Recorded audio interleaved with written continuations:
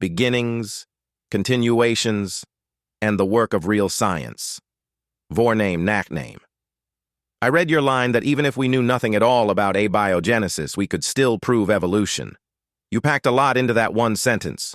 You made a strong claim about what science can do, but you did not show any part of the scientific method. There is no question, no test, no data, and no way to check what you said. So in that form, it is not science. It is an opinion about science. What your claim really implies. When you say that evolution stands even if we know nothing about abiogenesis, you are really saying that the beginning of life does not matter to the story. That might feel true inside a naturalist worldview, where you just assume some first living thing and move on. But as soon as you slow down and ask how a complete natural story of life should look, you see a problem. A full natural story needs a beginning and a continuation. If you remove either part, the story breaks. Why abiogenesis still matters? Abiogenesis is the study of how life could arise from non-living matter through natural processes.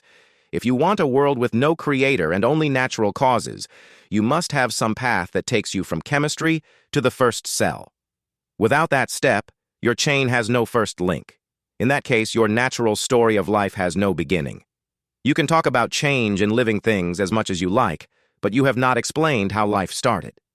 So your comment treats abiogenesis as an optional side topic, when in fact in a pure natural account, it is foundational. No beginning, no full story.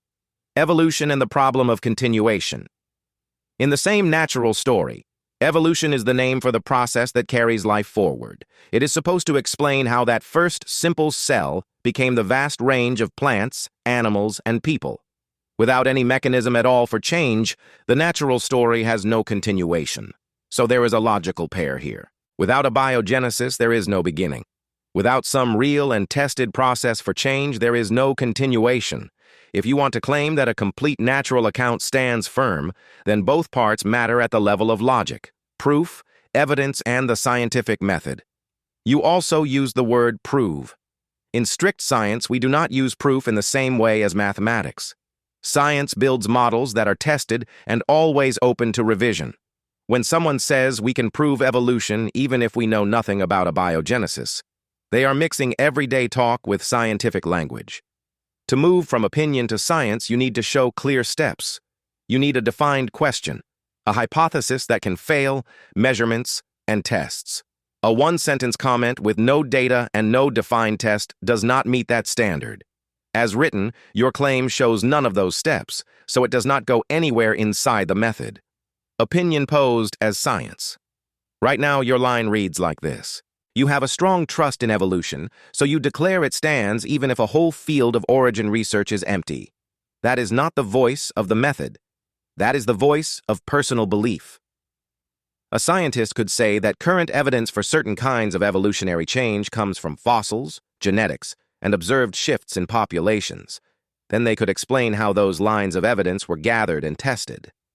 That would at least move toward the method. Your comment does not even try to do that work. It skips straight to the conclusion. Where evidence is missing, method fails. The scientific method does not punish people for having beliefs.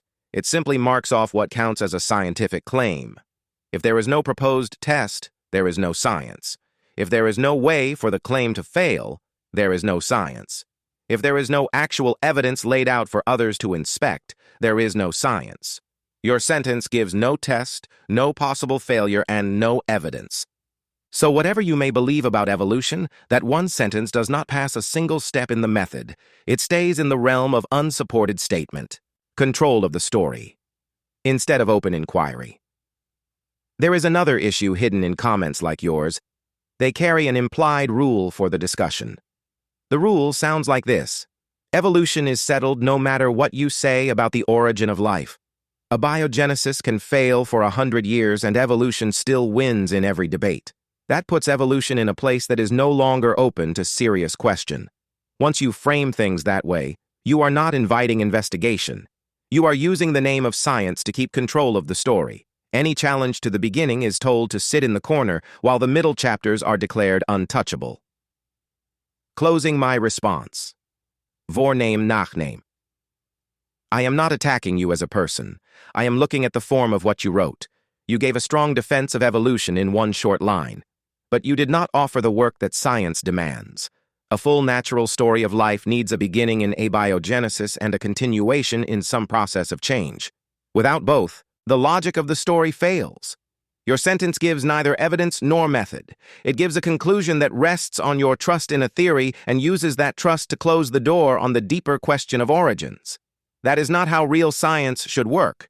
Thanks for watching Waithing. Like, subscribe, and drop a comment to support the channel.